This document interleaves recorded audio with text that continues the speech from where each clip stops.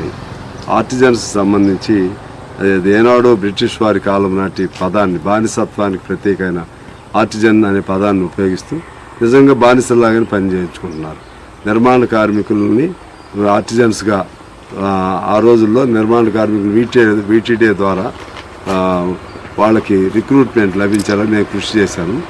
ఇప్పుడు ఆ కృషి చేసిన తర్వాత వాళ్ళని రెగ్యులర్ చేయాల్సినటువంటి బాధ్యత ప్రభుత్వానికి ఉంది, తర్వాత యాజమాన్యానికి ఉంది.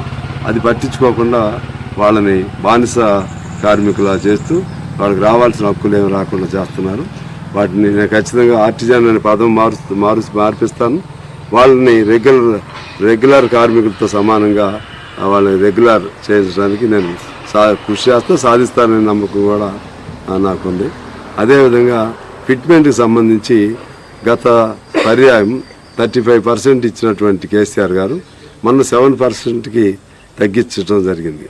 ఆ సమస్యను ఇప్పుడు మనం ఏం చేయలేకపోయినా దానికి సంబంధించినటువంటి వాళ్ళ కార్మికుల పట్ల వాళ్ళకు ఉన్నటువంటి ఆ వ్యతిరేకత, కార్మికులు చాలా కోపతాపాలతో ఇవాళ నేను కార్మిక వర్గ నాయకుడిగా ఉన్న నన్ను నాకు సపోర్ట్ చేయడానికి కూడా అది కూడా ఒక కారణం అవుతుంది. అందువల్ల ఫిట్మెంట్కి సంబంధించినటువంటి అంశాలు భవిష్యత్తులో ఏదొచ్చినా సరే నేను వాళ్ళ తరపున ఉండి, కార్మికుల తరపున ఉండి వాళ్ళ కోసం కృషి చేస్తాను, పోరాటం చేస్తాను, వాళ్ళ హక్కులు సాధిస్తానని చెప్పి తెలియజేస్తూ అందరికీ నమస్కారం.